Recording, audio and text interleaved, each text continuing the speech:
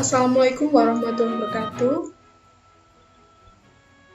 Dalam video pembelajaran kali ini, saya Sheila Melida Hanum akan memaparkan tentang media promosi pemasaran online dalam mata pelajaran produk kreatif dan kewirausahaan. Kompetensi pembelajaran, ada kompetensi dasar yang kita akan pelajari yaitu 3.12 tentang menerapkan media promosi untuk pemasaran online dan 4.12 membuat media promosi untuk pemasaran online. Setelah mengikuti serangkaian pembelajaran hari ini, diharapkan peserta didik dapat menjelaskan pengertian media promosi untuk pemasaran online, menjelaskan fungsi media promosi untuk pemasaran online, menjelaskan jenis-jenis media promosi untuk pemasaran online, menentukan media promosi untuk pemasaran online, kemudian menyiapkan alat dan bahan untuk membuat media promosi untuk pemasaran online, dan membuat media promosi untuk pemasaran online.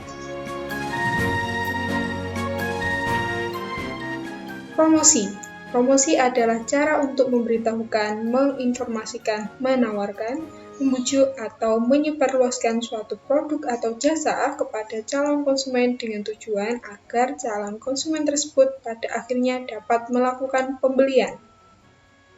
Tujuan promosi. Tujuan utama dari promosi adalah produsen atau distributor akan mendapatkan kenaikan angka penjualan dan peningkatan profit atau keuntungan. Kemudian fungsi promosi menurut SERM. Yang pertama ada informasi atau informing. Kemudian ada persuading atau membujuk. Yang ketiga ada reminding, mengingatkan. Dan yang keempat ada adding value atau memberikan nilai tambah. Jenis-jenis promosi. Yang pertama ada promosi secara fisik atau secara langsung. Yang kedua ada promosi melalui media tradisional offline dengan cara elektronik dan media cetak. Kemudian ada melalui media digital atau online. Promosi secara fisik dapat dilakukan di acara-acara tertentu atau event-event khusus yang diadakan di suatu tempat secara langsung seperti pameran, bazar, festival, konser, dan semacamnya. Biasanya, para penjual membuka semacam stand atau booth untuk menampilkan dan menawarkan produk atau jasa.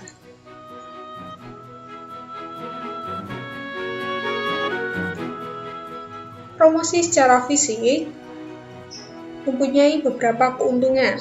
Salah satunya dapat menjangkau secara langsung para konsumen. Dan konsumen dapat langsung melihat produk atau jasa yang ditawarkan oleh produsen. Konsumen juga dapat langsung bertanya mengenai produk atau jasa tersebut.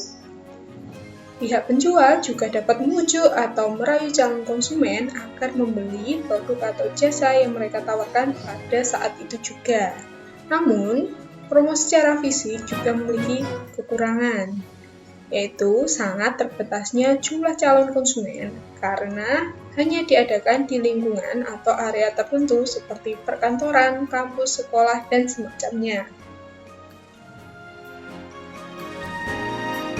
Kemudian ada promosi melalui media tradisional. Biasanya menggunakan media cetak seperti koran, majalah, tabloid, dan sejenisnya. Dan biasanya juga menggunakan media elektronik seperti radio, televisi, serta media di luar ruangan seperti iklan banner atau papan reklame atau papan billboard. Kelebihannya yaitu dapat menjangkau lebih banyak calon konsumen daripada dengan promosi secara fisik karena jangkauan media yang cukup luas. Namun kekurangannya membutuhkan biaya sangat besar karena melibatkan media-media besar seperti televisi, penyedia papan billboard, dan sebagainya. Promosi melalui media digital. Media digital mencakup media internet dan sosial media atau jejaring sosial. Ini adalah cara yang paling modern untuk berpromosi karena memungkinkan orang melihat produk atau jasa yang dipromosikan melalui teknologi terkini seperti ponsel atau laptop. Kelebihannya dari promosi melalui media sosial adalah dapat menjangkau orang secara sangat luas dengan waktu dan biaya yang lebih efisien. Namun, kekurangannya adalah banyak sekali kompetitor atau pesaing yang ikut bermain di dalamnya. Media promosi. Media promosi adalah sarana mengkomunikasikan suatu produk atau jasa atau brand, perusahaan, dan lainnya agar dapat dikenal masyarakat lebih luas. Macam media promosi. Ada dua, yaitu offline, konvensional, dan online menggunakan jaringan internet. Untuk media promosi offline, dibagi menjadi 4. Ada media elektronik, tercetak, outdoor, dan indoor. Untuk elektronik, contohnya seperti radio, televisi, dan SMS. Yang tercetak ada koran, majalah, brosur, flyer, pamflet, poster, booklet, katalog, dan merchandise. Untuk outdoor, biasanya berupa banner, spanduk, baliho, billboard, megatron, videotron, neon box, running tag, round tag, iklan tembok, gambar 3D, umbul-umbul, dan lain sebagainya.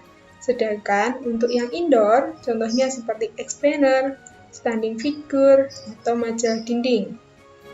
Sedangkan untuk yang online, seperti email marketing, website, blog, YouTube, sosial media, all shop atau marketplace. Berikut contoh media promosi offline.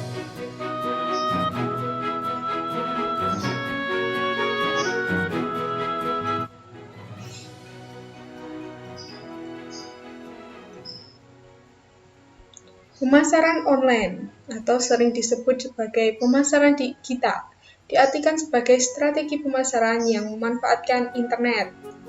Kegiatan pemasaran untuk mendapatkan perhatian konsumen dilakukan dengan memanfaatkan media sosial, website, email, bahkan augmented reality. Hal ini dapat dilakukan dengan iklan berbayar, konten berkualitas, atau sekedar postingan sederhana melalui media online. Keuntungan dari pemasaran online, yang pertama dapat mengurangi biaya, dapat diukur secara real-time, 3. Cepat menentukan target, dan yang keempat, paparan jangka panjang. Jenis-jenis media promosi online. Media promosi online adalah media yang dapat digunakan untuk melakukan promosi dengan teknologi digital dan internet. Contohnya seperti e-commerce, media sosial, blog, website, SEO, SEM, pemasaran afiliasi, influencer marketing, pemasaran konten, dan lead generation. E-commerce, perdagangan elektronik, adalah penyebaran, pembelian, penjualan, pemasaran barang dan jasa melalui sistem elektronik seperti internet atau televisi, World Wide Web, atau jaringan komputer lainnya. E-commerce dapat melibatkan transfer dana elektronik, pertukaran data elektronik, sistem manajemen inventory otomatis, dan sistem pengumpulan data secara otomatis. Jenis-jenis e-commerce. Yang pertama ada iklan baris. Sebagai evolusi dari iklan baris yang biasanya ditemui di koran-koran yang sekarang beralih ke dunia online. Contohnya seperti olx.co.id yang sebelumnya bernama Toko Bagus, Berniaga, FJB Kaskus. Kemudian jenis yang kedua adalah retail. Semua proses jual-beli dilakukan melalui sistem yang sudah ditetapkan oleh situs retail yang bersangkutan. Contohnya Berrybenska, Zalora, dan Lazada. Yang ketiga adalah marketplace. Bisa dianggap sebagai penyedia jasa mal online. Namun, yang berjualan bukan penyedia website, melainkan anggota-anggota yang mendaftar untuk berjualan di website marketplace yang bersangkutan. Setiap transaksi di dalam sistem marketplace tersebut, pihak marketplace akan menjadi pihak ketiga yang menerima pembayaran dan menjaganya hingga produk yang sudah dikirimkan oleh penjual dan diterima oleh pembeli. Setelah proses pengiriman selesai, barulah uang pembayaran diteruskan kepada pihak penjual. Contohnya seperti Tokopedia, Shopee, Bukalapak, dan lain sebagainya. Media sosial adalah saluran atau sarana pergaulan sosial secara online di dunia maya. Biasanya, para pengguna atau user media sosial berkomunikasi, berinteraksi, saling berkirim pesan, dan saling berbagi, dan membangun jaringan.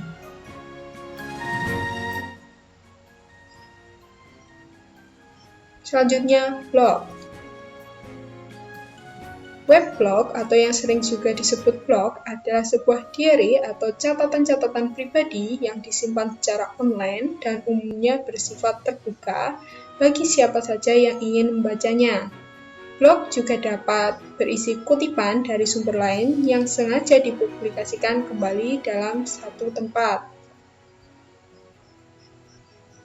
Yang keempat ada Search Engine Optimization atau SEO, yaitu untuk mengoptimasi website dengan berbagai konten untuk mendapatkan peringkat teratas di hasil pencarian. Yang kelima ada email pemasaran. Pesan komersil seperti promo, penawaran produk, diskon, penawaran membership, dan lain sebagainya secara personal dengan menggunakan media email. Yang keenam ada Search Engine Marketing atau SEM, bentuk lain dari pemasaran online berbayar. Jika Anda melakukan pembayaran pada mesin pencari untuk mendapatkan visibilitas website di mesin pencari tersebut. Yang ketujuh, pemasaran afiliasi. Pemasaran menggunakan afiliasi atau mitra penjualan yang diminta untuk menempatkan iklan bisnis Anda di website atau media sosial mereka. Yang kedelapan, influencer marketing. Melakukan pemasaran melalui ahli industri atau sosok yang dipercaya oleh konsumen ketika melakukan promosi, iklan, atau ulasan terhadap produk. Yang kesembilan, pemasaran konten. Pemasaran dengan membuat konten melalui produk atau layanan Anda dan mempromosikannya sebagai channel untuk menjangkau konsumen potensial. Yang ke-10, lead generation. Menghasilkan konvensi lebih dari orang yang berkunjung ke website Anda, seperti menghasilkan penjualan dari mereka dan mendapatkan alamat email calon konsumen.